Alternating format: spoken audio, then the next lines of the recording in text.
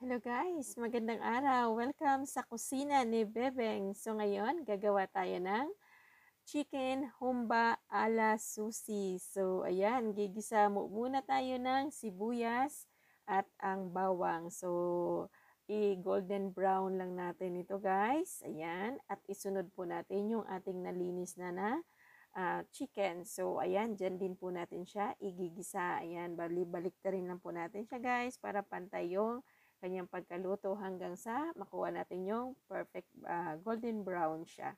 And then, pagkatapos niyan, i-add na po natin guys yung ating hot water. 1/4 cup na hot water, sapat lang po yan para mapalambot natin yung ating chicken humba.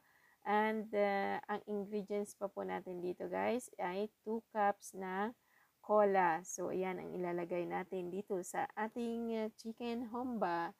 Ayan, ayan ngayon. Perfect na siya guys. Nilagyan na natin siya ng um, black pepper powder. And then, naglalagay din ako guys ng wallpaper siya bukod pa sa black pepper natin.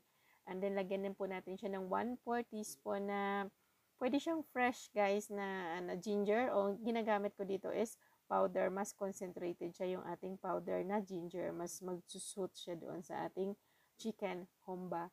And then, ayan, lalagyan na natin yung 2 cups natin na cola. Ayan, tapos pakuluin lang po natin guys ng 45 minutes para malambot po talaga ang ating chicken. Ayan, tsaka natin po guys timplahan ng asin. So, nakadepende po sa inyo sa dami ng asin kasi baka maalat. So, depende po sa dami ng chicken natin at lagyan din natin ng sesame seeds para mas inviting